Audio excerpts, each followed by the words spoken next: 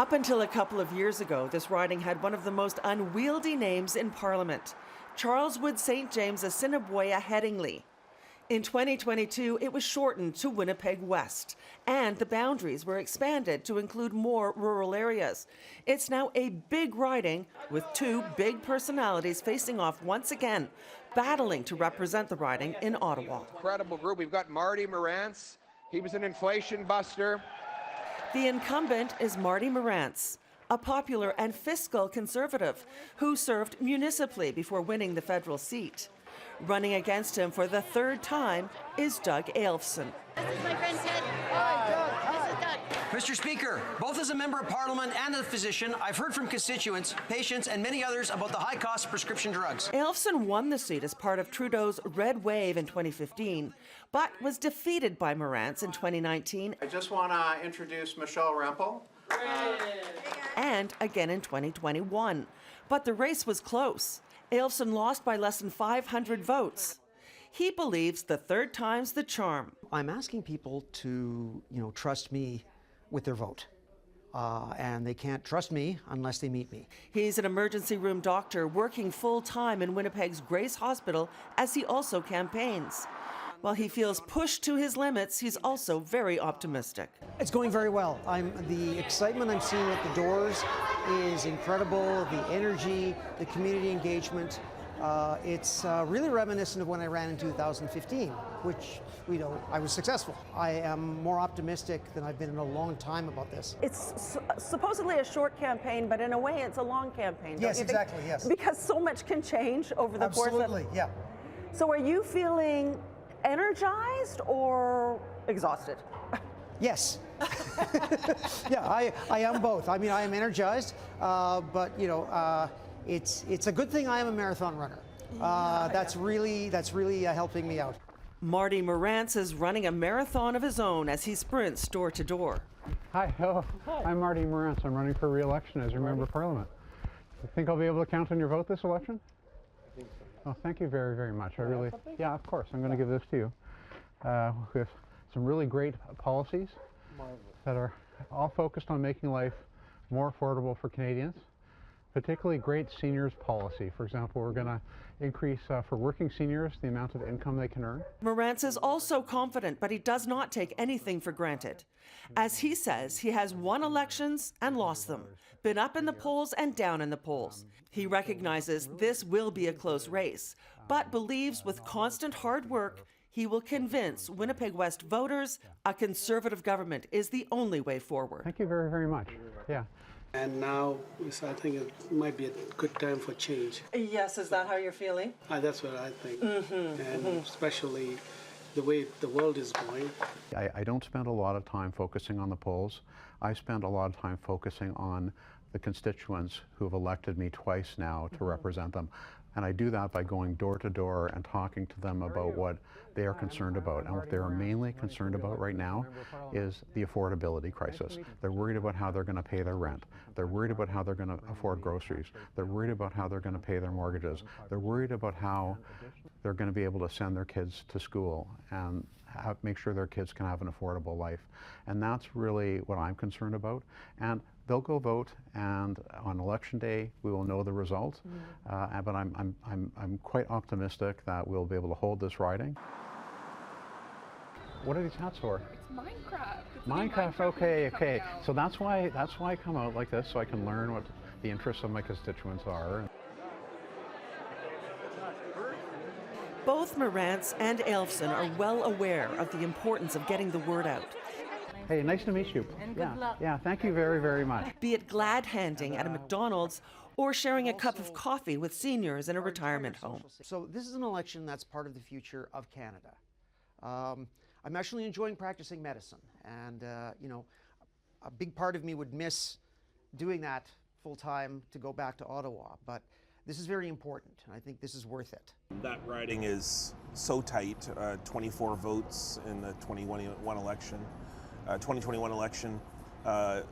recount, under 1% difference, very competitive riding, might be the most competitive riding in Canada. Nic Sinclair is an Indigenous writer, public speaker, and political commentator. He's also a journalist with the Winnipeg Free Press. The only other candidate registered in the riding as of April 2nd is the People's Party of Canada, Levi Anger. Sinclair says this is really shaping up to be a two-horse race once again. So what do you think is going to happen? Because both are pretty confident. I've interviewed them both now. Oh, I think so. I mean, they've both served a term, and so they're both, it's one of those rarer moments where you have two people who have experience in Parliament. They've been running campaigns, arguably against each other, for over a decade. You've got infrastructure, volunteers, and money in that riding. It's what we would say as kind of front line of the fight between the Conservatives and the Liberals in the country at the doorway of the prairies. The leaders have touched down in Winnipeg early in this campaign, drawing enthusiastic crowds to lend some welcome support to their candidates and to spread party messaging. That's what we need. That's what we need, Winnipeg. Promises that include investments in housing, tax cuts, and help for seniors, among many others.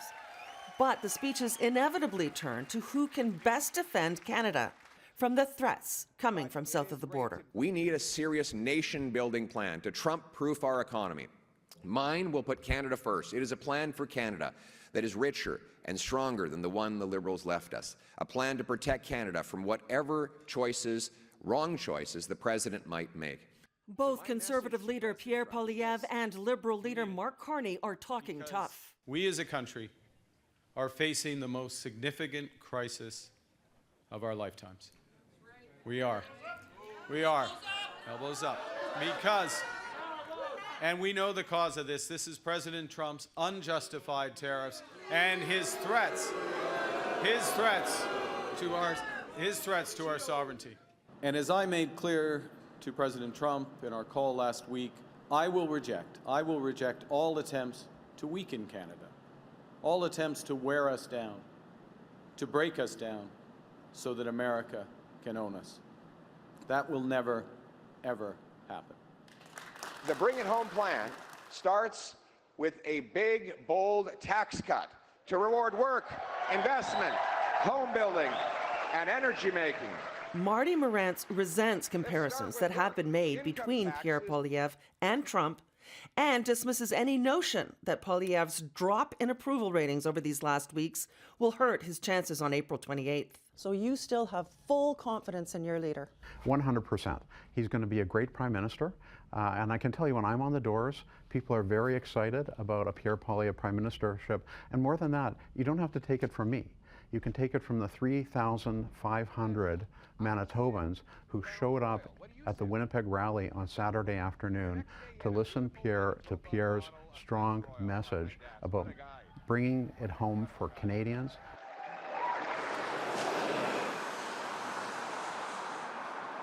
This Winnipeg voter out enjoying a sunny day at the dog park feels the opposite. She says she has no faith in Pierre Poilievre. Yeah, I feel much better now that Mark Carney's leader of the Liberal Party. He has a steady resolve in the face of the threat that we're facing that makes me feel 100% better. I see. And 100 times better than what we're being offered by the opposition. So no question in your mind how you're going to vote? No, not whatsoever. Winnipeg West encompasses a lot of industrial and agricultural land.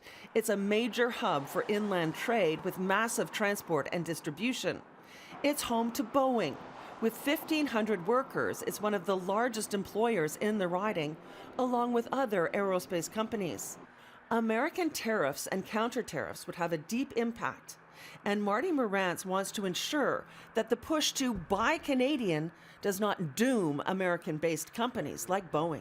These are Canadian jobs, Canadian paychecks, Canadian workers, good-paying jobs. So we need to protect these jobs. It's all fine and good to bring in retaliatory tariffs on American goods that we can make ourselves or that we don't need, but it's a completely other thing to want to shut down Boeing and the 1,500 good-paying jobs.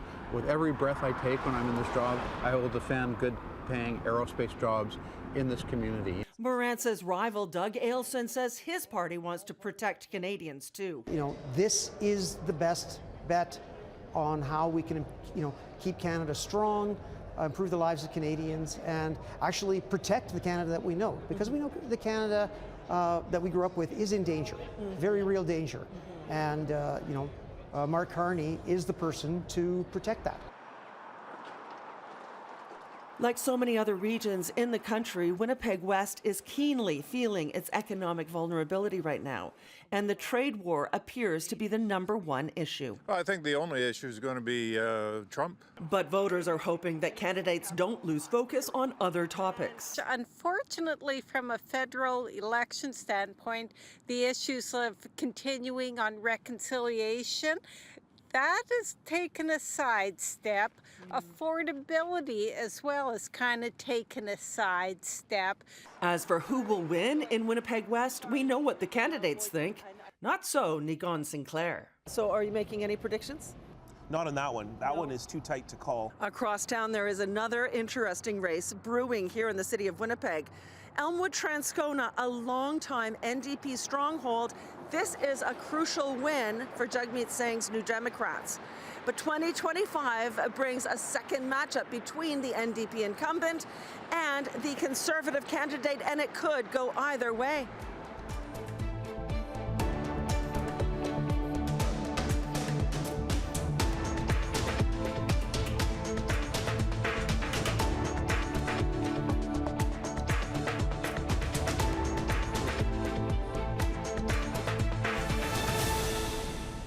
My name is Leila Dance. I'm the NDP candidate for Elmwood Transcona. Leila Dance was thrilled to introduce her boss and welcome him to the Liuna Training Center in Winnipeg, April 2nd. Please join me in welcoming the leader of the New Democrats, Jagmeet Singh.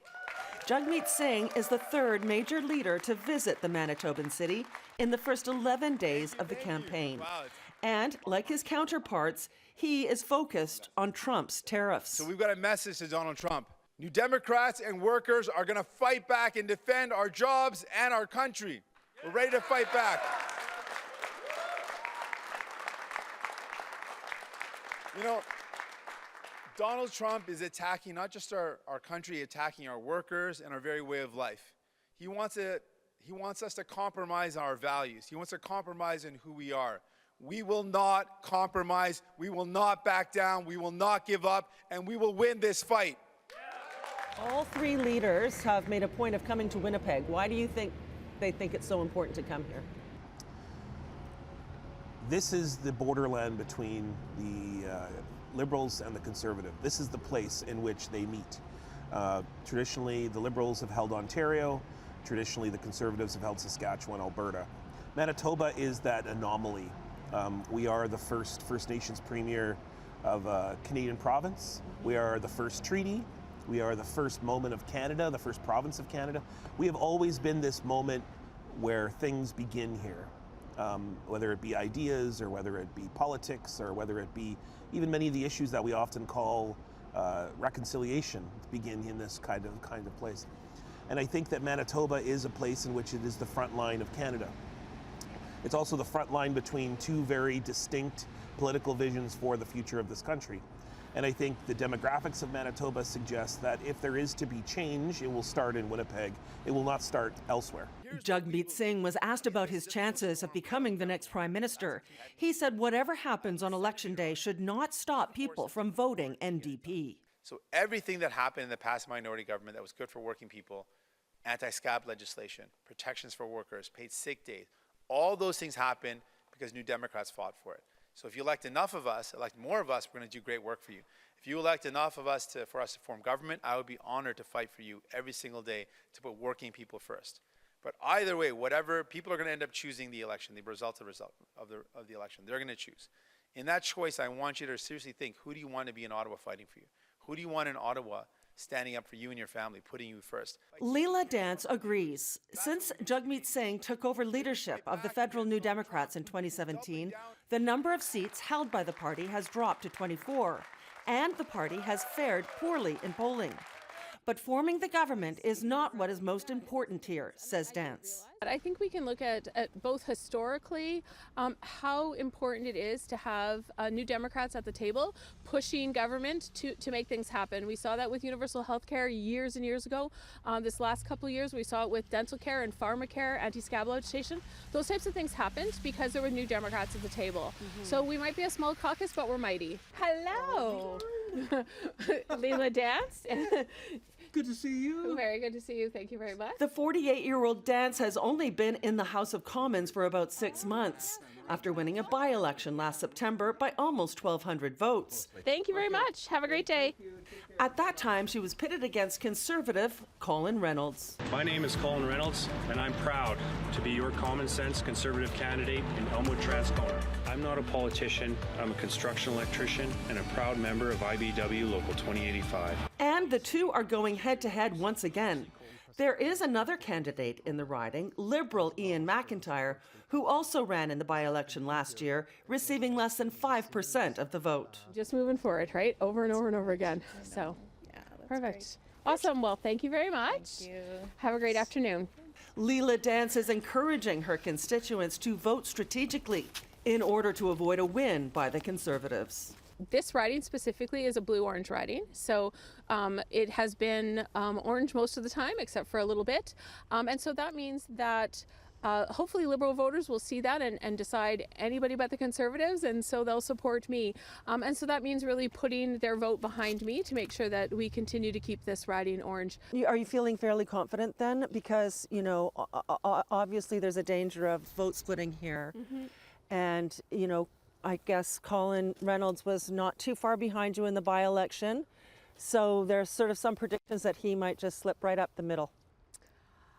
I'm not worried. I live in this community. I've worked my whole life in this community. I have volunteered in this community. This community knows me and knows what I stand for, what I've done for years before I got into politics last year, and what I'll do for years to come. And so I think that means a lot to the people of Elmwood Transcona, and will continue to mean something to people of Elmwood Transcona. Liberal Ian MacIntyre was performing public service when we met with him in the riding, picking up trash and so-called sharps, things like broken glass or needles that could be a risk to vulnerable populations in the area. This is his third election, including a provincial run. And while most don't believe he has a hope of winning the federal seat, MacIntyre sees this as an opportunity that he is very eager to seize. So you're feeling confident? I am feeling confident. Like I said, it's just a different atmosphere now when I go out door to door. We wanted to hear from the Conservative candidate and went to his campaign office. Hi there, we're looking for Colin Reynolds. Is he here? We weren't successful in securing an interview, but Nigon Sinclair sees a fascinating race heating up in this riding. He calls this the heartland of the NDP federally, going back to 1979, when Bill Blakey represented the riding for many years. His son Daniel Blakey also served from 2015 until he stepped down in 2024. He now works for Manitoba's Premier, Wab Kinew. It's crucially important to the party to hang on to Elmwood Transcona. This time around, I think they are in a bit of trouble. If all polls suggest what is probably going to be an NDP collapse, we will see it first happen in Elmwood Transcona. If we see Elmwood Transcona turn, which has historically been the most front line of the NDP federally, it is where they put the most amount of energy. And party insiders have told me, quietly, that they're concerned. If the NDP's in trouble there, they're in trouble everywhere. There are a number of factors leading to the possibility of a Conservative upset. There's a fairly new incumbent MP, as well as new riding boundaries, which include more Conservative-leaning voters hoping for change. I think most people could agree that things aren't going the way that we wanted them to, so it makes sense to make a change. But I don't know for sure. You haven't decided? No, I've decided it's Conservatives all the way.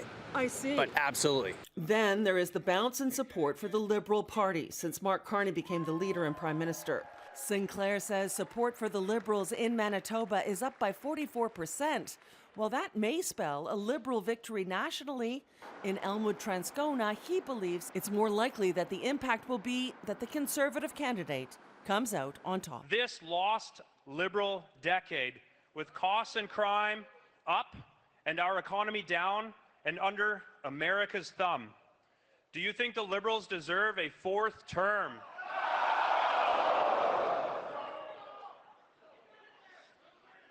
It's time to put Canada first for a change.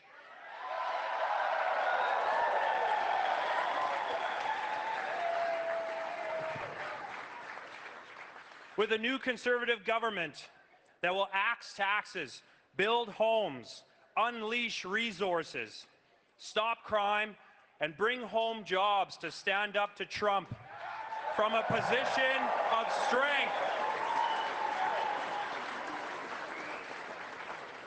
Absolutely. Common sense Canadians like you know. We need change. And who's the person to deliver that change? Pierre Poilievre! Now, traditionally, the Liberals don't perform well in this riding, haven't since the Chrétien years. But this is a different election. This is a much different election. I think people are turning to the Liberals more than ever, and that will split the NDP vote. Right. So do you think Ian MacIntyre might have a chance? No. The Liberal candidate does not have a chance. The polls, I think, would say that you don't have a very good chance of winning. I have 4 weeks to prove to Elmwood Transcona residents that I am the right choice. Like I said, my opponent, the NDP, have already said they can't win unless the Liberals vote for them. So it's my job to go out and persuade those NDP voters I am the right choice at this time and we have the leader for the moment that's going to deliver and keep Canada strong. Canadians have built this great country on the idea that if you work hard, like the people here at New Flyer, if you work hard, you should be able to afford a good life. The less than rosy outlook for a Liberal victory in Elmwood Transcona did not stop leader Mark Carney from making a stop at one of the world's largest bus manufacturing companies, employing 8,500 people worldwide. Located right in the heart of the Elmwood Transcona riding, New Flyer Industries is a leader in the clean transportation sector. The business is tied closely to the United States.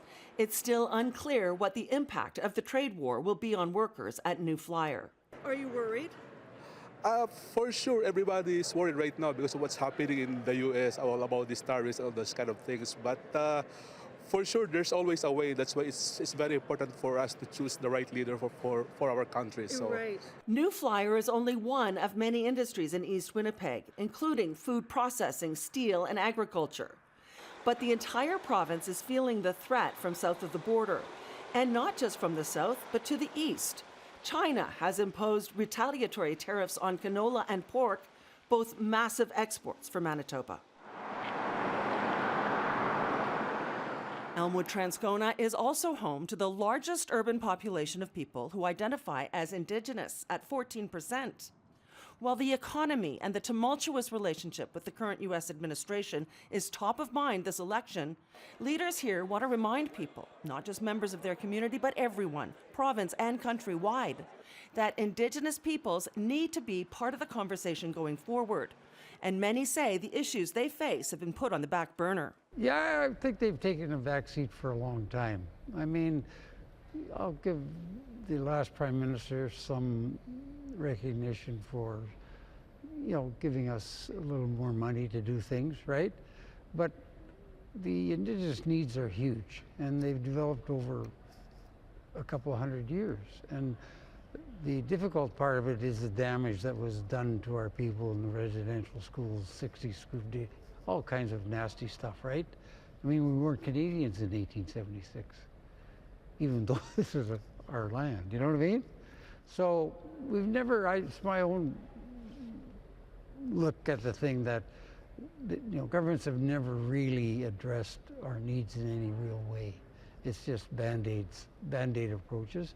And well, look at Winnipeg, for example, now. Our mayor, our premier are looking at housing and homelessness. 75% of the homeless persons in this city are Indigenous. If we are to build an economy to combat Donald Trump, we cannot leave progressive politics behind. And that, I'm afraid, is being left behind in many conversations. And the evidence of that was, until last night, Mark Carney didn't talk a lot about Indigenous peoples. He talked about the economy, but guess what? Who you're going to have to work with to build the economy. If you're going to build lands and resources, let's say the Ring of Fire in Ontario, for example, or let's say lithium here in Manitoba, you have to deal with First Nations, Métis communities, Inuit communities. And there's no party talks about these things in the election. I mean, Indigenous peoples, governments get elected by polling, right? Have you ever seen a poll where it said Indigenous peoples are the #1 concern of Canadians? No.